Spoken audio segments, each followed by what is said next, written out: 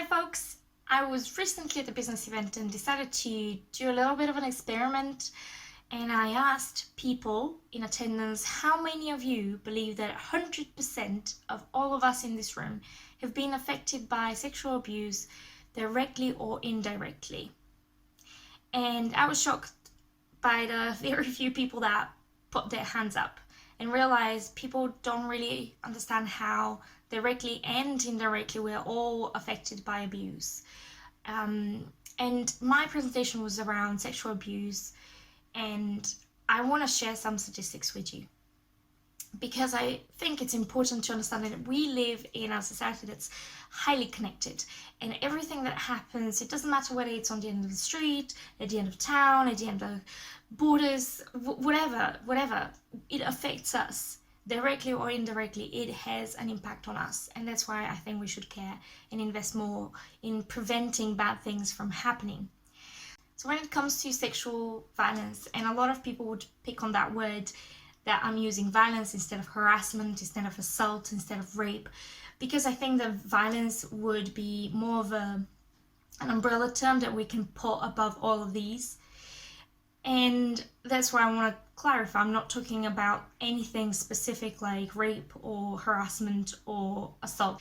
And this is because it's very hard to be specific with these statistics as well, because we've got so little understanding really of how the whole thing works. And a lot of the time a person will be harassed and then raped, or assaulted and then harassed, and it just is too complicated to just unpack.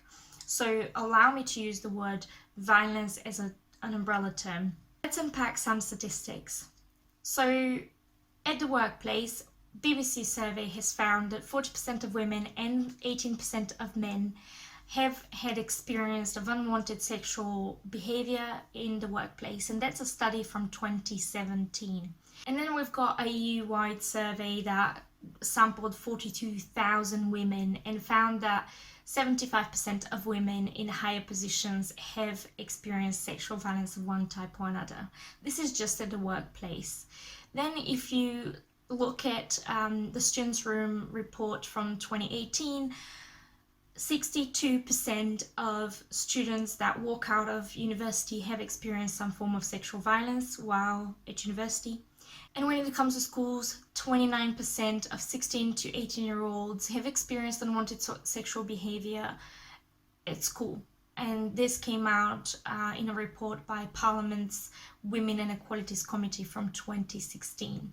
And if you look further down as children, we've got 1 in 20 children in the UK have been sexually abused, and that's a report from NSPCC 2019.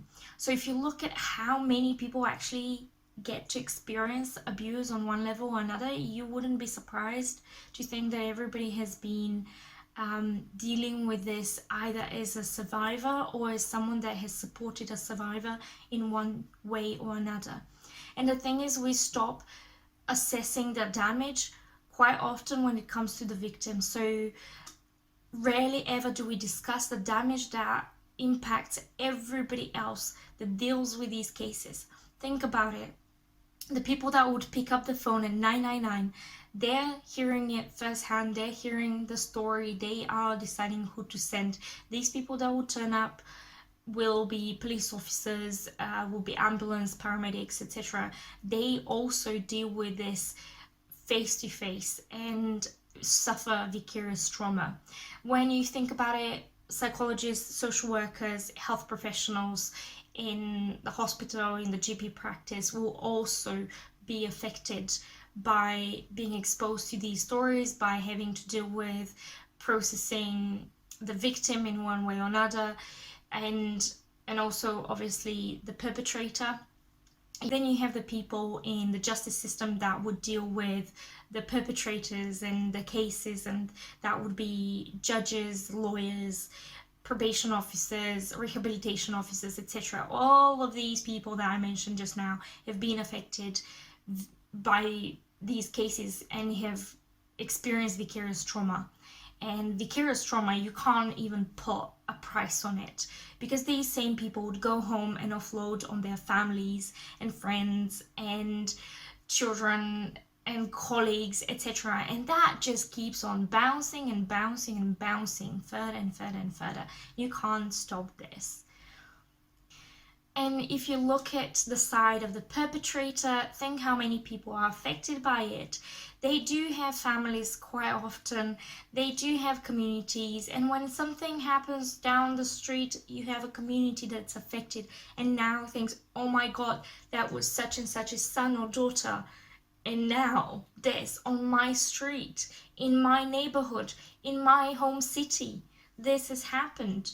And it feels much closer and it hits us, makes us a bit more anxious, a bit more paranoid of who, where, how can be the next victim of such a thing. So it hurts us indirectly in that way when we hear about it in the news, when we know the victims or perpetrators, when we know people that have dealt with these cases as well. It affects us, it has a horrible impact on our mental health as well. And let's go back a little bit more on the perpetrators. So their families are likely to spend a lot of money on, say, legal fees and trying to take care of their family member that has been accused or has perpetrated the crime. Then you've got the fact that their communities are shaken by the event, obviously. Their status and reputation is damaged. Many would lose their jobs because they can't deal with the whole mess. And as I said, the community is shaken. Furthermore, if we think about cost, taxpayers' money are going to policing and investigation costs, criminal prosecution, imprisonment, and usually if someone is jailed for a crime of sexual nature, they are more likely to stay in jail for much longer than we would usually jail someone for robbery or something like that. And at present, it costs us £37,543 a year to keep someone in jail. This is a lot of money. And then, of course, we've got rehabilitation costs. And these are extremely important because you can't just jail someone and release them and expect them to be a better person just because they have spent X amount of time in a cage. It doesn't work like this. When we see the statistics, only 2% of rape victims report to the police. And unfortunately, only 2% of these, or less even, actually have justice and the person that has perpetrated the crime goes to jail. How many more are out there that never speak up and never pursue justice? And how much more money would it cost us if it costs us 66 billion to deal with what we know of now? So when you think, am I affected by sexual violence? Think yes. If it wasn't because you met someone or dealt with someone that has suffered it, then it's probably because you know someone who has and they came on and offloaded speaking to you. Or maybe it's because you heard it on the news, or because it happened in your neighborhood, or maybe it's because your money and your tax went for all of that and not for the infrastructure, not for better schools, better hospitals and better services for the disabled or anything like this. This is why I think everybody should care about sexual violence and abuse, and this is why I highly believe in preventative measures, because it's better to prevent it, it's better to educate folk what it is, what it means, how to deal with it, and grow as societies, as communities, as people, because just leaving it like that, it's costing us more than we can possibly imagine.